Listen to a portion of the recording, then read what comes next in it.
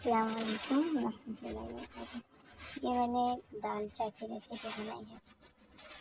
बहुत टेस्टी और सिंपल खाना है, जल्दी बन जाने वाला। ये मेहमान के लिए भी, घर में भी बनाएं, एंजॉय करें, बहुत टेस्टी है। तो ये आप देखेंगे कि इतना जल्दी बन जाता है और बहुत सिंपल भी है। तो इसके लिए मैंने आधा कप चने की दाल ली है और आधा ही कप मसूर की दाल ली है। ये रेड वाली दाल जो होती है, आप देख रहे हैं। इन दोनों दालों को ले करके अब इनको जो है अच्छी तरह से धुलेंगे और सोख करके साइड में रखेंगे। ये मटन है, हाफ केजी मटन भी है। ये मटन को धुल के मैंने ले लिया है। ये दालों को धुल के इसमें पानी डाल के इसको रख देंगे।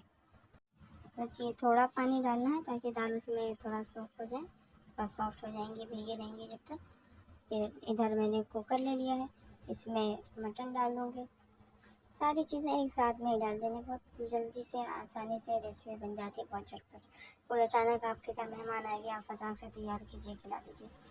तो ये एक बड़े साइज़ का टमाटर है, 2 बड़े साइज़ के प्याज हैं, इन सबको मैंने इसे चॉप कर लिया है और ये सब साथ में ही डाल देंगे।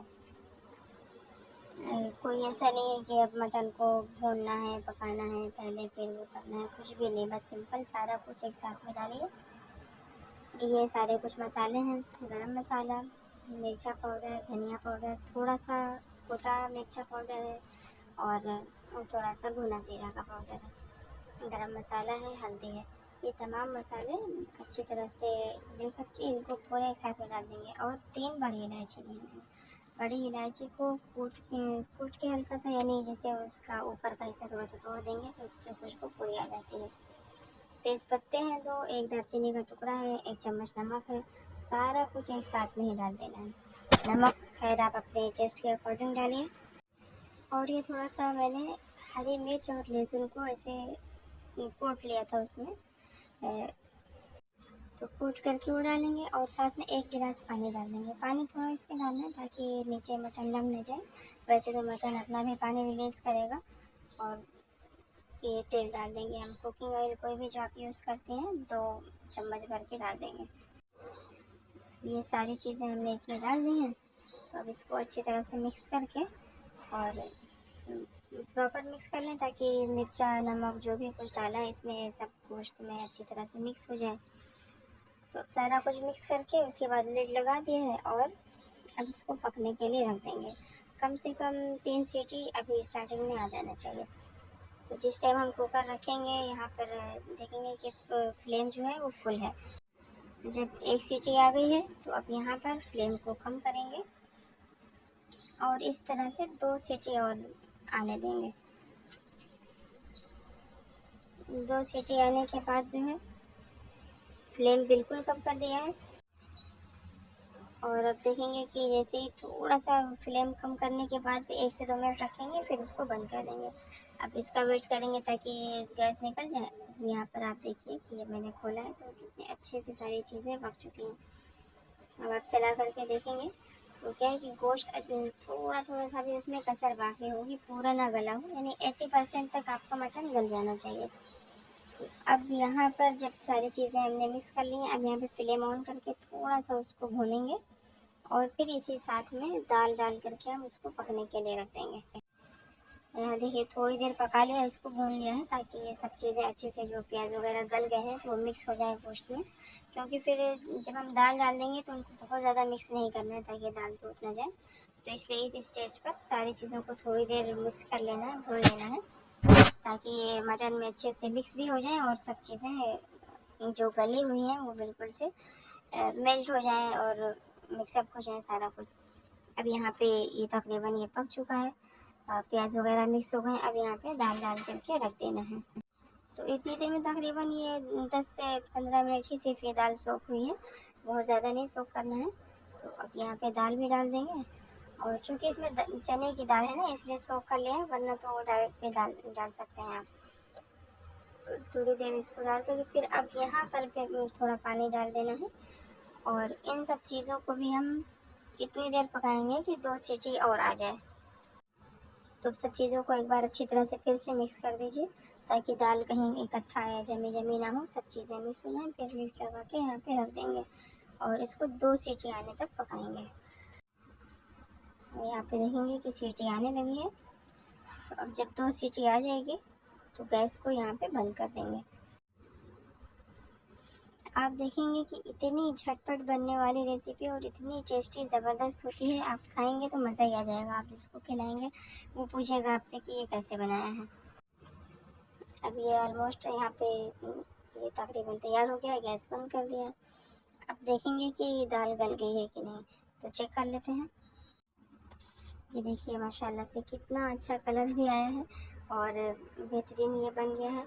अब इसको थोड़ा सा हल्के हल्के हाथों से मिक्स करना है, इसलिए कि दाल को बहुत पिसी पिसी नहीं रखना है, थोड़ी सी उसमें दाल के पीसेस आते हैं तो अच्छा लगता है। तो इनको देखेंगे थोड़ा सा मिक्स करेंगे थोड़ी देर और इनको पका लेंगे हम। ये खोलने के बाद भी गैस ऑन करके थोड़ा सा पकाएंगे। अगर आपको बहुत ज़्यादा थिक लग रहा है तो आप थोड़ा पानी डाल लीजिए, और सही लग रहा है आप थिक खाना चाहते हैं तो ये ऐसे भी बहुत टेस्टी लगता है। तो अब ये तकरीबन ये पक रहा है और सब चीज़ें अच्छे से मिक्स हो गई हैं, गोश्त भी गल गया है। देखिए इसमें इस समझ में गोश्त आ ही नहीं रहा है, तो मैंने फिर अभी दूसरे चम्मच से निकाल के चेक कर लिया है। गोश्त बहुत अच्छी तरह एकदम कम्प्लीटली गल चुका है। ये देखेंगे यहाँ पे चेक कर लेंगे अच्छे से। तो वैसे भी जब आप खाना रेगुलर बना रहे होते हैं तो आपको देख के भी आइडिया हो जाता है कि हाँ आप इस कंडीशन में ये रेडी है या नहीं। फिर भी अपनी तसल्ली के लिए एक बार चेक कर लेते हैं। गोश्त एकदम अच्छी तरह से गल चुका है। आप देखेंगे कि रेशे बिल्कुल अलग अलग है और ये सॉफ्ट भी बहुत होता है। ये पक चुका है। अब इन सारी चीज़ों को हमें सब हमने मिला ही लिया है, पक गई हैं। अब यहाँ पे थोड़ा सा पानी डाल करके इसको हल्का सा पकाएंगे। अगर आपको थिक लग रहा है तो, वरना तो अगर आप थिक इतना पसंद करते हैं और ऐसा ही आपको चाहिए तो पानी भी मिलाने की ज़रूरत नहीं है। मैंने थोड़ा सा पानी डाला। हाँ ये ध्यान रखिएगा कि पानी जब भी आपको डालना है तो गर्म डालना है, क्योंकि जब टेम्परेचर खाने का हाई हो यानी पक चुका हो तो उस वक्त में आपको गर्म पानी इस्तेमाल करना चाहिए। उससे क्या होता है कि आपका टाइम भी थोड़ा बचता है और खाने का जो टेम्परेचर भी डाउन नहीं होता है। तो अब यहाँ पे पानी डालने के बाद एक बॉयल और आ जाने देंगे ताकि अच्छे से पानी भी दालों के साथ मिक्स हो जाए, वरना क्या होता है कि जब हम प्लेट में निकालेंगे तो पानी अलग अलग हो जाता है। अब यहाँ पे मैंने आधा चम्मच भुना ज़ीरा पाउडर डाल दिया है और आधा ही चम्मच में यहाँ पे गरम मसाला पाउडर डाल दूँगी। ये दोनों चीज़ें डाल दी हैं। अब इनको डाल करके हम अच्छे से एक बार मिक्स कर देंगे और फिर इनको बंद करके रख देंगे। अच्छा ये सारी चीज़ें आप मिक्स कर लें तो ये बंद करके ढक्कन लगा के रख दीजिएगा ताकि इसकी खुशबू उसके अंदर बाकी रहे, पूरी खुशबू वरना निकल जाएगी। देखिए माशाल्लाह सब चीज़ें अच्छे से मिक्स हो गई हैं। अब आखिर में इस पर हमको एक तड़का डालना है, तो उससे क्या होगा कि खुशबू भी अच्छी सी आ जाएगी और थोड़ा सा देखने में कलर भी उसका अच्छा हो जाएगा। तो अब ये अच्छे से पक चुका है। अब इसको हम उतार देंगे, साइड पे रख देंगे। देखिए बॉयल बिल्कुल आ रहा है, गैस बंद कर दीजिए और दाल को उतार करके साइड पे रख दीजिए। इसको उतार दिया है।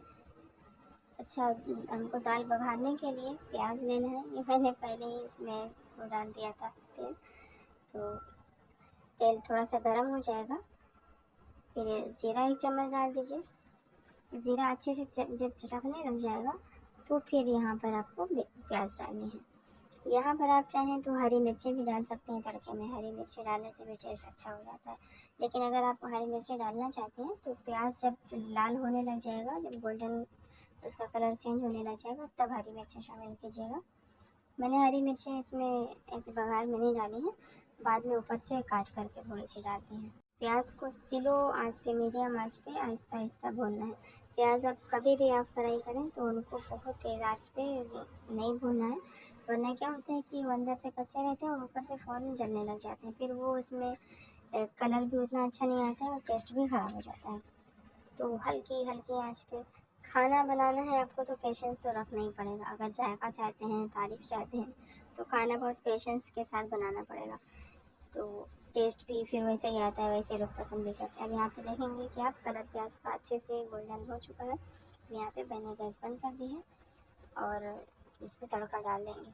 तड़का डालते वक्त भी ध्यान रखिए कि उसमें डालकर फ़ौरन उसको बंद कर दीजिए, कुकर का ढक्कन लगा दीजिए ताकि खुशबू जो है प्याज की अच्छे से बाकी रहे। ये देखिए सब कुछ डाल के मैंने फ़ौरन उसी पैन से ही बंद कर दिया था। अब थोड़ी देर के बाद खोला, अब इसको आप गार्निश कर लीजिए अपने मनपसंद चीज़ों से। मैंने इसमें प्याज के बाद जो है थोड़ा सा हरा धनिया खाली डाला है और हरी मिर्चें बारीक चॉप करके। अगर आपके घर में बच्चे नहीं हैं या बच्चे पसंद करते हैं खाना तो आप हरी मिर्चें डालिए, वरना आप अपने लिए अलग से प्याले में डाल लीजिए। तो मैं आमतौर से यही करती हूँ कि मैं अलग से, हम बड़ों के लिए जो जब होता है तो मैं उसमें अलग से डाल देती हूँ, क्योंकि फिर बच्चे छोटे होते हैं ना तो खा नहीं पाते हैं। अब यहाँ पे मैंने थोड़े से जूलियन में ये काट लिए हैं, जिंजर ले लिया है, हरी मिर्चें ले ली हैं। हरी मिर्चें ये बड़े पीसेस भी डाली, थोड़ी सी मैंने बारीक भी काट के डाली हैं और नज़र नहीं आई इसमें। तो ये लीजिए, माशाल्लाह बेहतरीन तैयार है हमारा दाल चावल। खाइए, बनाइए, एंजॉय कीजिए। ज़बरदस्त, आप जिसको खिला देंगे ना वो तारीफ़ें करेगा, आपको खुश हो जाएगा। बेहतरीन माशाल्लाह।